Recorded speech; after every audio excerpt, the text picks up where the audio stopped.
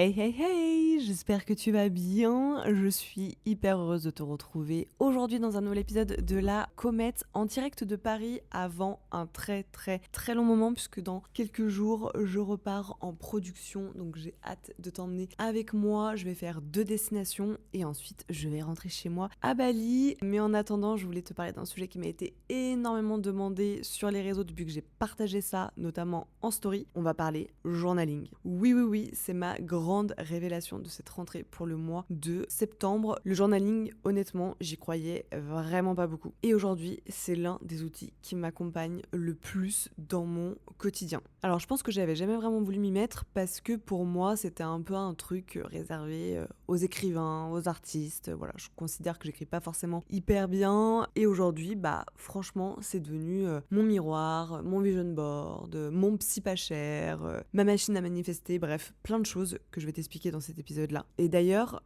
le journaling, contrairement à ce qu'on peut penser, je préfère direct balancer un disclaimer, c'est pas ton journal intime de quand t'as 12 ans en mode genre oui aujourd'hui il a plu, oui aujourd'hui j'ai tapé une galoche à bidule. Non, c'est vraiment pas ça journaling et justement je voulais t'expliquer tout comment j'ai mis en place. Donc on va commencer déjà avec mon histoire avec le journaling, j'ai envie de te dire. Donc déjà il faut savoir que ça fait littéralement 20 jours que je pratique le journaling. Alors oui, j'ai pas un énorme background, par contre je pense que j'ai commencé au meilleur moment. Comme tu le sais, je traverse une rupture qui est assez compliquée, non pas qu'on se soit quitté en mauvais termes, bien au contraire d'ailleurs, mais plus parce que je fais un peu une fixette sur mon âge, le fait de me retrouver célibataire à presque 34 ans. Et il faut aussi que j'apprenne à désaimer une personne et crois-moi, je pense que c'est la chose la plus difficile qu'on puisse faire sur cette planète. Mais en même temps, je prends le temps de développer mon business, donc j'ai vraiment beaucoup d'idées, j'ai 1000 émotions qui me traversent chaque jour. Bref, ça n'aide pas vraiment à avoir de la clarté et tu sais que la clarté c'est quand même la clé pour avancer dans sa vie. Donc voilà, j'avais décidé d'arrêter un petit peu ma tempête intérieure et de retrouver une direction. C'est à ce moment-là que mon amie Suzanne m'a rejoint à Cape Town et qui m'a fait découvrir l'art du journaling. Elle pratique ça depuis des années. Et alors vraiment, ma première séance n'a pas été des plus classiques. En fait, elle m'a pas vraiment laissé le choix. Elle m'a juste dit, s'il te plaît, essaye. Je sais que t'es hyper curieuse, que t'as envie d'essayer plein de choses, donc s'il te plaît, essaye juste aujourd'hui. Tu le fais en même temps que moi et tu vois si t'accroches ou pas, quoi. Donc, elle m'arrache une vieille feuille de son carnet là, donc vraiment pas le truc classique où j'ai déjà acheté mon beau carnet, où je me dis c'est bon, là je commence le journaling, jusqu'à la fin de ma vie ça va changer ma vie, nanani nanana, pas du tout. J'ai un pauvre crayon à papier posé juste à côté de cette pauvre page arrachée et en fait, elle m'explique un petit peu comment il faut procéder. Donc ça, je te dirai un peu plus tard dans l'épisode. Juste, voilà, ma première séance de journaling, ça a été ça sur la forme, mais par contre sur le fond, j'ai écrit, mais comme never. J'ai réfléchi à rien de ce que j'écrivais, j'avais absolument aucune structure, juste je voulais me vider la tête. Et tout de suite, j'ai remarqué quand même déjà une première différence. D'ailleurs, mon astropsy, by the way, m'avait conseillé de faire plusieurs exercices suite à plusieurs ruptures amoureuses, amicales, même de travail, que j'avais jamais fait. Très honnêtement, et c'est là où je vois que j'ai quand même besoin d'avoir quelqu'un à côté qui va vraiment me tirer vers le haut. Parce que vraiment, le pouvoir des mots, mais c'est exceptionnel. Vraiment.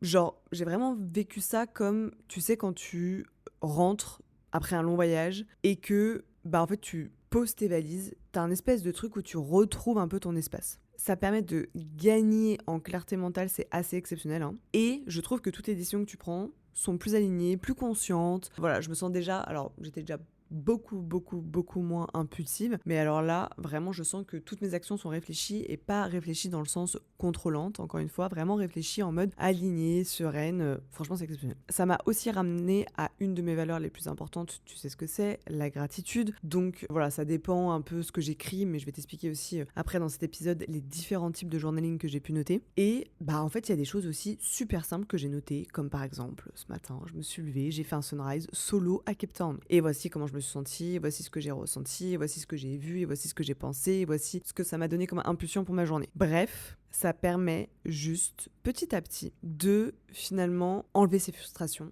et enlever ses doutes. D'ailleurs, je me rappelle, j'étais à 2 doigts de prendre une décision ultra impulsive qui était liée à un événement personnel. Je n'en ai absolument pas parler sur les réseaux sociaux, mais ma maison à Bali a été inondée. Alors, pas de grande catastrophe, contrairement à ce qu'on a pu voir sur les réseaux sociaux, c'est pour ça que d'ailleurs j'en ai pas parlé sur les réseaux sociaux, parce que franchement, moi à côté, je m'estime chanceuse. Mais le fait est que ma maison à Bali a été inondée. Elle a été inondée par le toit, donc je te passe les détails, tous les murs sont imbibés d'eau, bref, du coup là je suis en train de gérer les travaux à distance comme je peux. Et quand j'ai reçu les photos de la personne qui s'occupe de ma maison à Bali quand je ne suis pas là, j'ai eu un mouvement de panique. Bon alors déjà je me suis mise à pleurer parce que voilà, ça reste quand même ma maison quoi. Et j'ai tout de suite voulu écrire à mon ex. Vraiment en mode genre ok, qu'est-ce que je peux faire pour régler ce problème-là? Comment est-ce qu'on fait pour enlever l'eau dans une maison? Comment est-ce qu'on fait pour éviter les moisissures? Comment est-ce qu'on fait pour réparer un toit? Comment est-ce qu'on fait... Voilà, genre... En gros, j'avais vraiment pas envie de me sentir seule à ce moment-là. Sauf que mon ex m'a demandé de ne plus jamais lui écrire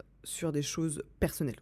Et là, il s'agit de quelque chose de personnel, même s'il y a un business autour, on s'entend. Mais voilà, le choix d'acheter cette maison n'était vraiment pas son choix à lui. C'est vraiment mon problème à moi, 100%. Je suis 100% responsable de ce truc-là. Et c'est là où, en fait, je suis allée dans la chambre de Suzanne. Elle était en train de bosser avec son casque. Et je lui dis, je peux avoir une page, s'il te plaît? Parce que du coup, bien sûr, je n'avais toujours pas acheté mon journal à ce moment-là. Et là, elle me redonne une page. Et là, j'écris. Mais en fait, j'écris vraiment comme... Enfin, en fait, j'écris déjà le message que j'aurais envoyé à mon ex à ce moment-là. J'écris toutes mes émotions. J'écris en pleurant de ouf. Je lâche tout. Vraiment, je lâche tout ce que je ressens. De la colère, de la tristesse, ce besoin de... Genre, limite, je partais en crise d'angoisse, tu sais. Donc, j'ai vraiment ce truc de... Il faut que je respire. Ok, zen, etc., etc. Et en fait, c'est vraiment, je pense, aujourd'hui... En 3 semaines, le passage qui m'a le plus chamboulé par rapport à mon journaling. Et du coup, je l'ai relu avant de tourner cet épisode-là. En relisant tout ce que j'ai écrit, je me suis rendu compte que c'était pas lui dont j'avais besoin à ce moment-là, mais j'avais juste besoin de me poser et de me recadrer. Et sans le journaling, j'aurais pris une décision qui aurait pu avoir entre guillemets d'énormes conséquences dans le sens où, vu que j'avais franchi les limites de mon ex, il aurait très bien pu me répondre un truc en mode écoute, je t'ai demandé de pas me parler de trucs perso, tu viens de le faire donc je préfère qu'on se parle plus par exemple, tu vois. En vrai, il peut se passer un milliard de trucs à ce moment-là. Et c'est là où j'ai compris que c'était pas seulement un outil, enfin que ça ne serait pas seulement un outil pour moi, mais vraiment que ça allait potentiellement devenir un pilier. Un espace où vraiment je peux être 100% moi, 100% vrai, sans filtre. Et paradoxalement, c'est quelque chose aussi qui, je me rends compte, du coup, me permet de me rendre plus forte, plus claire, plus alignée dans ma vie publique, dans mon business, dans mes relations, etc. Et je ne sais pas pourquoi, mais je m'intéresse à toutes les personnes qui sont impulsives ou qui ont un fond d'impulsivité en elles ou qui se mettent facilement en colère, ce genre de truc. Ce qui était mon cas bien avant. Mais en fait, si j'avais commencé le journaling, typiquement pendant ma relation amoureuse, celle qui vient de se terminer, je pense que j'aurais évité genre 1 milliard de disputes en fait. C'est hyper puissant. Alors justement, ça me permet de faire une bonne transition pour t'expliquer les 4 types de journaling que j'ai déjà notés. Alors, il y en a sans doute plein d'autres, mais en tout cas, moi, c'est les 4 par lesquels je suis passée là en l'espace de 3 semaines. Déjà, le journaling numéro 1 pour moi, c'est le journaling d'introspection. Pour moi, c'est le truc le plus profond que tu puisses faire. C'est celui qui te pousse vraiment à te poser des vraies questions, qui des fois sont pas confortables, on va pas se mentir, mais ça permet de révéler des choses pas forcément très agréables non plus. Et c'est juste ton propre miroir. Et ça, c'est un sujet qui revient beaucoup en ce moment dans ma vie, comme tu le sais. Donc, par exemple, des questions que tu peux te poser, ça va être « Qui suis-je vraiment quand je me regarde dans la glace ? Qu'est-ce que je veux vraiment faire de ma vie ? Est-ce que je fais les choses parce que les gens attendent ça de moi ? Demain, si je suis sûre, par exemple, de pas échouer, mais qu'est-ce que je ferais dans ma vie, en fait ? Tu vois, c'est ce genre de questions. Ça t'oblige, en fait, à être 100% honnête envers toi-même, à mettre noir sur blanc des vérités que, d'ailleurs, tu caches souvent à tes proches. Je pense qu'aujourd'hui, 60 à 70% de mon journaling, c'est des choses que les gens ne savent pas, dont je ne parle à personne. Ensuite, le deuxième journaling, je l'adore celui-là. Je l'ai fait un petit peu moins ces derniers temps, mais je crois que je l'ai fait peut-être qu'une ou 2 fois en 3 semaines. Mais c'est le journaling de manifestation. Donc ce journaling-là, clairement, tu parles à la toi du futur. Genre un truc de malade, genre limite la version de toi qui a déjà réalisé tous ses rêves. Donc ça va être par exemple, je suis hyper reconnaissante d'avoir fait un lancement à 100K dans mon business. Ou ça va être waouh, cette maison à Cape Town dans laquelle j'ai investi, elle est exceptionnellement belle, elle a une vue absolument unique au monde, je me sens hyper safe, etc., etc. En fait, c'est de la projection. Ça veut dire que tu t'autorises à vibrer dans un futur idéal. Et pourquoi je te parle de ça ? C'est parce que, d'ailleurs je crois que j'en ai jamais parlé non plus sur les réseaux sociaux, mais je crois que j'en ai parlé vite fait dans un épisode précédent. J'ai fait un tirage en diamant avec mon astropsy, et justement l'un de mes plus gros problèmes, ce sont les projections, cette histoire d'attente, contrôle, machin, etc. Et en fait, quand tu le poses dans ton journal, alors je continue de projeter, fine, mais en fait je ne projette plus avec les autres, envers les autres, pour les autres. Je projette juste envers moi-même, personne n'est au courant de rien. Et ça, franchement, ça aide de ouf parce que, en fait, ton cerveau, à force, il va trouver / chercher des moyens concrets de réaliser cette manifestation. Et je t'ai donné l'exemple là qui m'est passé par la tête, qui était de visualiser moi dans ma maison à Cape Town avec une vue de malade, etc. Alors, je ne l'ai pas encore concrétisé, mais je suis allée visiter des maisons à Cape Town. J'ai pris la température sur les prix, sur comment est-ce qu'on fait pour investir à Cape Town, est-ce que c'est compliqué ou pas, les zones recommandées, les zones à éviter, les budgets, comment est-ce qu'on peut négocier, etc. Si j'avais pas écrit dans mon journal, au tout début où je suis arrivée à Cape Town, j'adore cette ville, je me sens hyper safe, je me sens spéciale ici, je sais pas, il se passe un truc chez moi, il y a une énergie qui est différente quand je suis à Cape Town. Je ne suis pas la même femme quand je suis à Cape Town. Je sens qu'ici, il faut que j'ai un pied à terre. Ok, je note dans mon carnet, je vais investir à Cape Town. 3-4 jours après, je me vois écrire mais ma maison à Cape Town, j'imagine tellement être entre Camps Bay et Clifton Beach. Je m'imagine trop que ma maison, elle a une vue de dingue sur l'océan, que c'est une maison qui a au moins 3 chambres avec tel style d'architecture, etc., etc. En fait, j'ai noté tout ça, tu vois. Et le fait est que j'ai visité que des maisons / appartements, j'ai quand même regardé des appartements dans ce style-là, tu vois. Donc vraiment, le journaling de manifestation, c'est ultra puissant. Après, moi, j'ai un journaling qui est propre à moi, donc ça va pas parler à tout le monde, mais c'est le journaling business ou vision. En fait, celui-là, je l'utilise surtout pour clarifier mes objectifs, tu t'en doutes, poser mes stratégies, et ça me permet en fait de continuer à rêver grand et de pas me mettre de limites à moi-même, quoi. Donc ça va être par exemple, est-ce que je veux vraiment créer ci, ça cette année? Quelles sont mes 3 plus grandes priorités qui vont m'amener à ma vision la plus proche que je puisse avoir? Comment est-ce que je veux que mes clientes se sentent après avoir suivi une de mes formations ou un de mes coachings? Tu vois, c'est vraiment ce type de journaling qui me permet de mettre des plans d'action et ça me sort complètement de mon flou et du coup ça m'enlève de la charge mentale et ça me permet même de créer des roadmaps assez stylés parce que du coup c'est pas que l'écriture, enfin en tout cas moi dans mon journal je fais pas que écrire, des fois je peux dessiner, alors je dessine très mal mais je suis très schéma en fait, j'ai toujours été très schéma dans ma vie et ça me permet de passer encore une fois de l'idée au concret et j'adore ça. Et enfin le 4e journaling qui est en ce moment celui qui est l'un des plus présents aussi dans mon journal et on verra par la suite si ça sera toujours le cas, mais c'est le journaling émotionnel. Donc celui-là c'est typiquement l'exemple que je t'ai donné là, j'ai envie d'écrire à mon ex, oups non,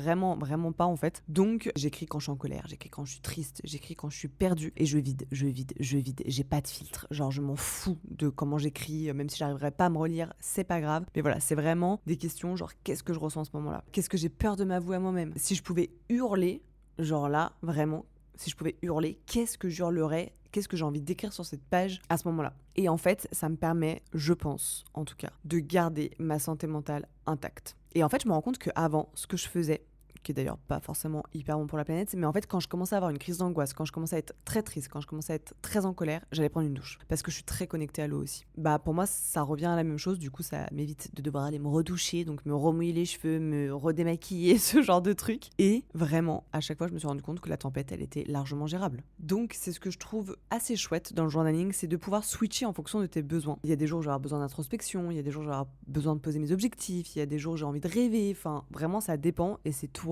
vs toi et t'as pas besoin de choisir un seul type de journaling par jour d'ailleurs ou dans chaque session. C'est vraiment comme une toile que tu ferais. Alors moi comme je te dis je dessine super mal en plus donc écrire c'est selon moi la meilleure chose que tu puisses mettre en place pour ton futur. Et donc j'ai remarqué dans les questions qui étaient beaucoup revenues dans mes stories, c'est en fait comment tu commences vraiment. Genre, est-ce qu'il y a un déclic à avoir? Je sais pas quoi écrire. Est-ce qu'il faut que mon carnet soit super beau? Est-ce qu'il faut que mon stylo ait une certaine couleur? Est-ce qu'il faut que je le fasse tous les jours? Machin, etc. J'ai juste un truc à te dire. Et je te l'ai déjà dit plein de fois sur cette chaîne de podcast. Vas-y, écris. Pas de pression. Fais les choses, mets-toi en mouvement, passe à l'action. T'as pas besoin d'avoir un carnet à 60 balles. T'as pas besoin d'avoir the stylo. T'as pas besoin d'écrire 40 pages sur ta première session de journaling. T'as pas besoin d'y passer 3 plombes. T'as pas besoin d'y être tous les jours. Il n'y a pas de règles. Dans tous les cas, ce qui compte, c'est d'écrire. Point. Commence petit. 5 minutes le matin avec ton café ou ton matcha, 5 minutes avant d'aller te coucher avec toi-même. Tu prends un stylo, tu prends une feuille, tu prends un carnet. Tu vois, moi, la première session, c'était une feuille déchirée avec un pauvre crayon papier que j'avais demandé au mec qui m'avait fait mon café ce matin-là, quoi. Et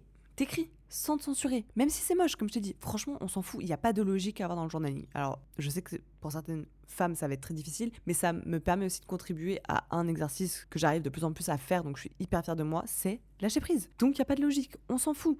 Franchement, juste dis-toi que c'est hyper libérateur. En fait, l'idée, c'est plutôt de te créer un cadre qui soit simple, que ça soit pas une contrainte, tu vois, encore une fois. C'est vraiment un rendez-vous avec toi-même. En fait, tu peux te donner une micro-structure si tu veux pour commencer, si ça peut te rassurer, mais tu vois, tu peux te dire, ok, bah en fait, aujourd'hui, je vais noter qu'une phrase. Ou genre, bon, bah moi, je vais décider qu'au final, le journaling, c'est un truc que je ferai tous les dimanches et pas tous les jours, tu vois. Franchement, ça va changer juste ton état d'esprit. Et il y a quand même 3 astuces, je considère, en 3 semaines, qui ont fait un petit peu la diff quand même. Donc je vais te les partager. La première chose, c'est la musique. Alors, t'as complètement le droit de faire du journaling sans son, sans musique, sans rien. Moi, j'ai tellement envie que ça soit ancré dans ma bulle que j'ai vraiment envie que ça soit avec de la musique, avec mon casque à réduction de bruit. Je t'en ai déjà parlé dans l'épisode sur mes 10 tips pour survivre à l'avion comme une queen. Et vraiment, ce casque à réduction de bruit, c'est life changer. Et le fait est que Suzanne fait son journaling avec de la musique aussi. Et elle m'a dit, mets cette musique-là. Et tu la mets en boucle. Tu changes pas de musique. Faut tout le temps que ça soit cette musique-là en boucle, en boucle, en boucle, en boucle.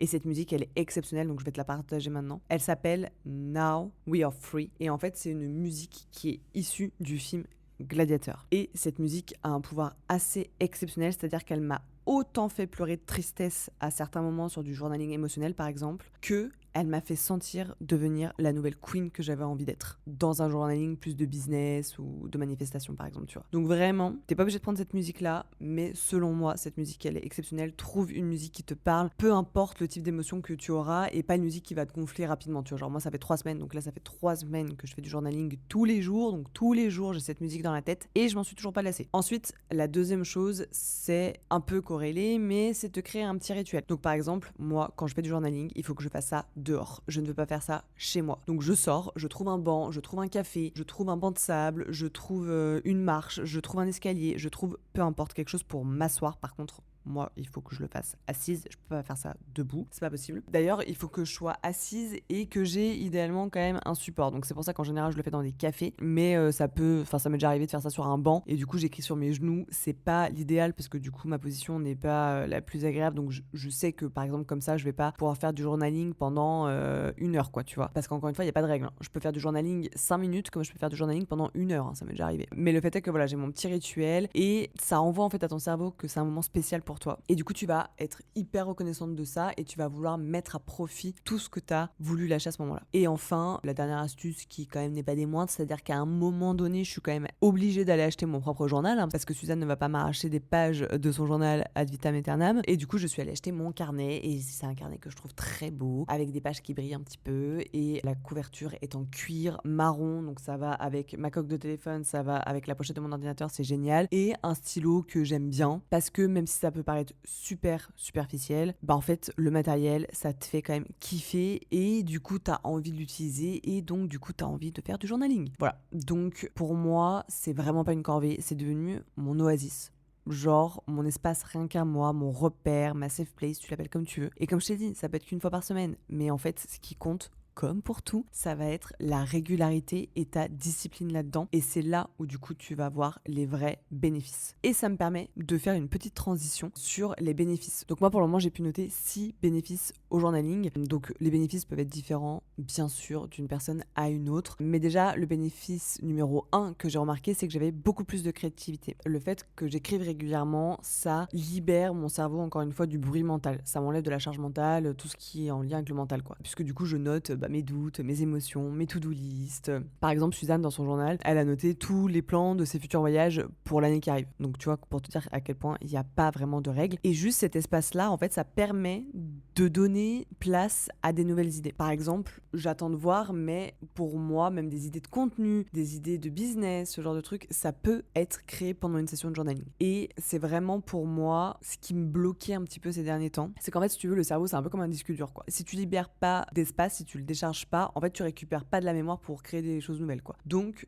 vraiment, plus de créativité, ça c'est indéniable. Ensuite, la deuxième chose que j'ai remarqué très rapidement, c'est que j'avais beaucoup plus confiance en moi. Et oui, parce qu'en fait, ça me permet de tenir une trace de mon évolution. Et comme je t'ai dit, j'ai déjà relu des passages que j'ai déjà écrits en seulement 3 semaines. Et ça permet de sentir en fait le chemin parcouru, de capter les victoires, les peurs que j'ai dépassées. Tu vois, par exemple, j'ai fait pour la première fois du cheval à Cape Town alors que j'ai la phobie littérale des chevaux. Je peux te dire qu'après ma première horse riding dans les vignes à Cape Town, je suis allée écrire dans mon journal tout ce que je ressentais. Ça permet vraiment en fait de booster et de s'auto-donner confiance en soi. Et ça, c'est vraiment assez énorme. Et le fait que tu l'aies en trace écrite, c'est hyper puissant. Ensuite, le troisième bénéfice que j'ai noté, je t'en ai déjà un petit peu parlé, c'est que j'ai du coup une meilleure gestion de mes émotions. Et oui, c'est-à-dire que même si je continue à avoir Jess, donc mon astropsy, assez régulièrement toutes les semaines, voire toutes les 2 semaines, le fait est qu'elle a un emploi du temps qui est ultra chargé parce qu'elle est ultra prise et qu'elle fait énormément de choses aussi de son côté. Donc en fait, je peux pas avoir une Jess genre qui va arriver comme ça d'un coup en mode genre ok, elle est là pour me soulager. Non, vraiment pas. Donc ça me permet d'avoir un espace où je peux déverser ma colère, ma tristesse, ma peur sans filtre. Et d'ailleurs pendant certaines séances, je ressors mon journal pour lui en parler. J'ai moins d'angoisse, je suis moins dans la réactivité et du coup je suis plus dans le recul. Et franchement, ça change tout. Mais tout.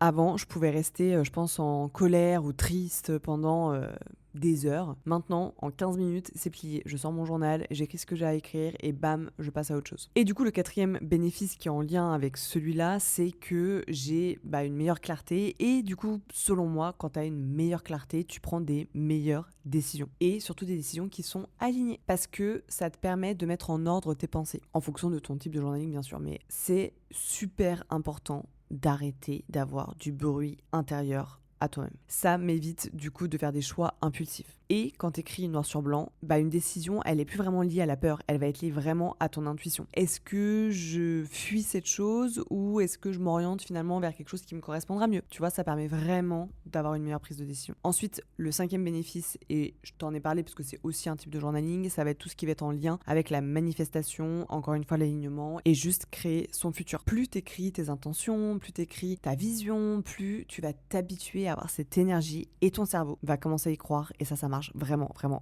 très bien. Et comme ton cerveau va commencer à y croire, ton corps va suivre aussi. Et du coup, tu vas prendre des actions qui vont être 100% alignées. D'ailleurs, c'est ouf parce que sur mes réseaux, je ne compte plus le nombre de messages de femmes qui m'ont écrit en me disant « Wow, c'est exceptionnel le glow que tu as depuis ta séparation. C'est exceptionnel l'aura que tu dégages. T'es devenue tellement magnétique. » Genre, vraiment, merci pour toutes les personnes qui m'ont envoyé ce genre de messages parce que ça me fait vraiment du bien, forcément avec mon ego, hein. Mais c'est juste que c'est vraiment ça que j'ai envie d'incarner et c'est vraiment ça que je manifeste. Et du coup, le sixième bénéfice qui, selon moi, je pense va arriver sur le long terme, mais c'est qu'en fait, je vais devenir ma propre coach. En fait, genre, je trouve que tu développes une capacité assez rare chez de plus en plus de personnes, malheureusement. C'est cette capacité à savoir t'observer toi-même et à prendre du recul. Si jamais tu veux savoir un peu plus de quoi je parle, j'ai fait un épisode là-dessus que j'ai appelé « J'ai le meilleur green flag au monde », à savoir la remise en question. C'est très lié à ça, mais c'est que là, ça va au-delà de ça, c'est qu'en fait, je deviens mon propre guide. Et ce qui est assez exceptionnel, c'est que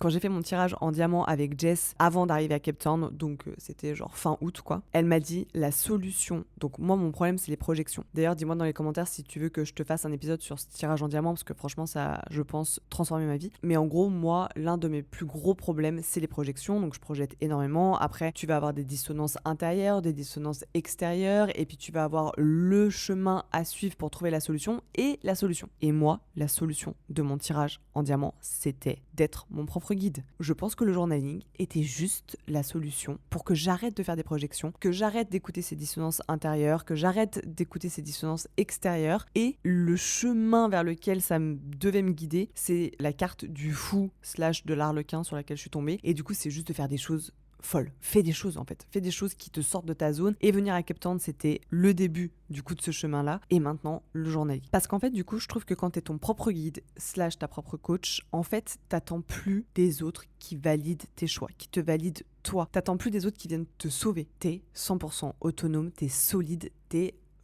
une queen, t'es une souveraine. Vraiment, vraiment, vraiment. Et le journaling permet vraiment de poser cette maison intérieure à toi. Chaque mot que tu vas écrire, c'est une brique. C'est une brique de ta maison. Let's go. Tu vas construire cette maison-là. Au début, forcément, tu vois pas tout de suite les résultats. Et moi, rien qu'au fil des jours et des semaines, quand même, je me suis rendu compte que j'avais une maison intérieure beaucoup plus lumineuse, beaucoup plus stable. Et c'est tellement agréable, mais tellement agréable. Et en fait, pourquoi je voulais vraiment partager aussi cet épisode-là encore pendant qu'on est en septembre, c'est parce qu'en fait, c'est quelque chose qui coûte rien. Ça coûte pas d'argent, ça va te coûter un carnet, tu vois, et un stylo. Allez, ça va te coûter 20 balles, quoi. Franchement, c'est exceptionnel, non? Et si tu peux pas te payer une thérapie, si tu peux pas te payer un coaching, si tu peux pas te payer un mastermind, fais du journaling. Commence par ça. C'est finalement dans cette simplicité que tu vas trouver ta puissance. Donc, si t'as jamais essayé, aujourd'hui, je vais te donner un petit défi. Tu vas prendre 5 minutes et tu vas répondre à cette question. Qu'est-ce que je veux vraiment pour moi dans les 6 prochains mois? Pas besoin de carnet, pas besoin d'une méthode, on s'en fout.